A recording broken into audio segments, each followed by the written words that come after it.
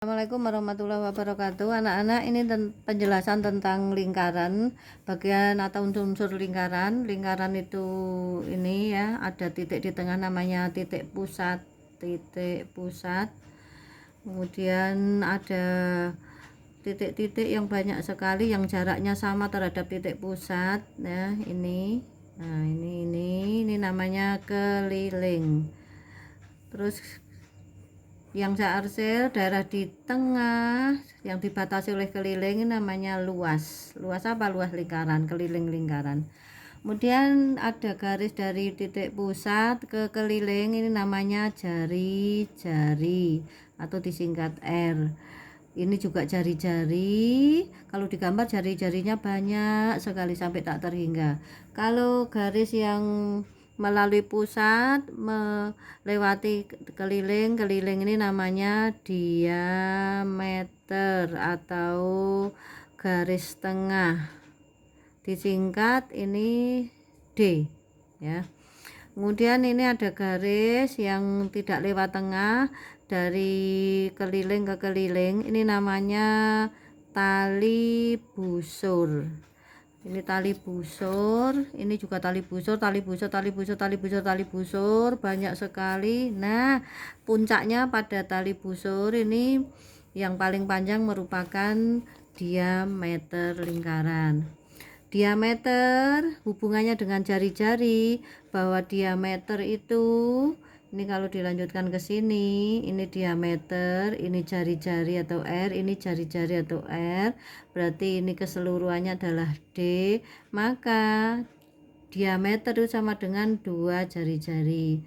Atau R saja, yaitu R saja ini sama dengan setengahnya diameter. Jadi misalnya R nya ini 5, maka D nya 10. Kalau D nya itu 100, maka R nya 50 gitu. Ini bagian lagi 2 jari-jari. Ini tadi namanya tali busur. Yang melengkung ini namanya busur ya. Kemudian daerah yang dibatasi oleh tali busur dan busur ini namanya tembereng. Garis dari titik pusat ke tali busur yang tegak lurus ini namanya apotema. Nah, apotema selalu tegak lurus dengan tali busur. Seandainya tali busur ini ke sini terus, nah sampai ini tadi melalui pusat, masa ini diameter. Nah, garis tali busur yang berimpit ke diameter berarti apotemanya nanti tidak ada. Kemudian ini tadi garis tali busurnya itu sekian, ini merupakan bagian dari keliling lingkaran. Kalau dari sini ke sini lagi lah sampai semula, ini namanya keliling lingkaran. Jadi busur ini merupakan bagian dari keliling lingkaran, atau dari start sini finish sini, maka ini merupakan busur yang terbesar.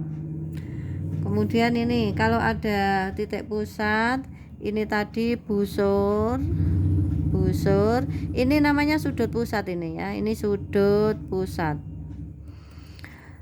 Terus hubungannya ini kalau sudut pusat itu berarti bagian dari sudut keliling,